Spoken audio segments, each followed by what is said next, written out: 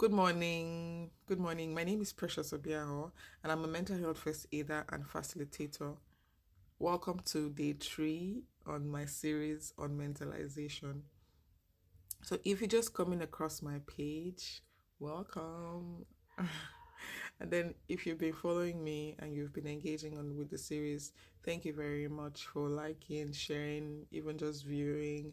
You know, um, yeah, welcome. So, to touch on what mentalization is, just briefly for anyone who hasn't seen the part one, mentalization is the balance between mindfulness and mind reading. Mindfulness for knowing what's on your own mind, and then mind reading for expecting someone else to read your mind or to read the person's mind. So, that's really the balance. That's really what mentalization means. And then, whilst I was trying to explain mentalization, I came across a very interesting concept called theory of the mind.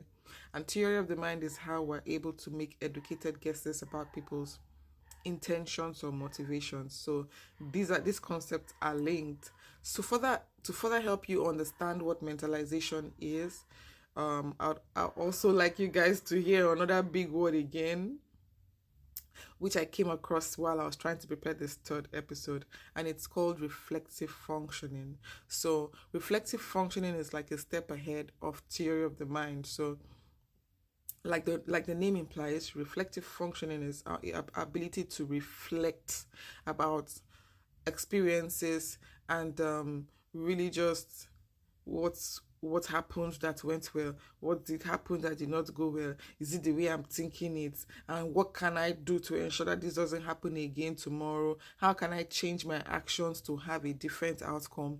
That's really what functioning is. How we able to look back and see how what we did, what we did, how we contributed to stuff, and then also look at other people's actions, even though we have like I have a perception about how something played out. Can I look back and say, oh, what else happened apart from these things that I'm holding on to?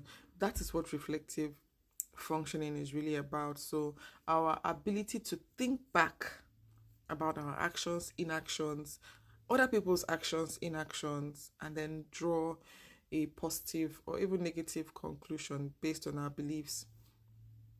Like I said, my page is going to be about telling stories about mental health concepts the way I understand them. So if you want to understand reflective functioning from a science perspective, you can check YouTube for this Gina's post that is on the background for reflective functioning by Gina Wong. So if you check it out, you'll be able to understand from a science perspective what reflective functioning is. So for instance, this my husband I've been talking about I said does not love me. Yeah. Truly, he has been doing things that make me feel as if he does not love me. Because let me just leave him. I'll talk about him another day.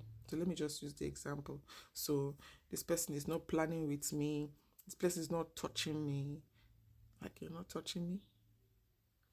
Okay. You're not telling me sweet nothings. And you want me to believe that you love me. How now? How? So theory of the mind would make me believe that based on your actions, you don't love me. But what reflective functioning would do for me in this case would be to help me see what else is my husband doing.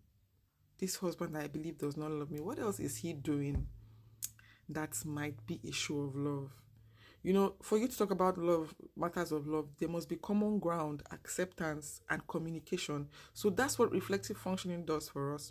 It gives us common ground to reflect on what has happened, what were the negatives, what were the positives, what positive action, action can I take that will empower me in this situation. So you can take any action really, because when you reflect, you can find a lot of things. You will find where you sabotaged yourself. You would find where the person deliberately did things, because if you're not reflecting, you cannot know these things.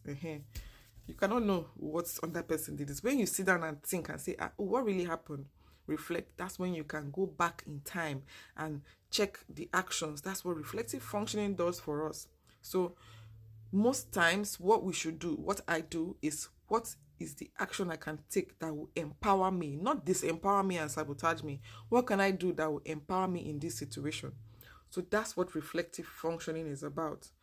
You have to take action after you have done the reflection. If you don't take action after reflecting, what's the point? So please save this, like, share, comment. Now I know what content creators used to go through. It's not an easy something to create content. Please encourage me. I need the encouragement. I'm asking for it. Like, after reflecting, I realized that this is what I will need to go on. I need it. So please, like, share, comments. You send it to your enemies, your friends, everybody, send it to everybody. So I'll see you guys tomorrow. I'm not gonna agree for anything for anybody. We are here again tomorrow. After reflecting on my actions of 2023, I realized that this is the work I refuse to do. So I'm taking action. Are you going to take action too? See you tomorrow.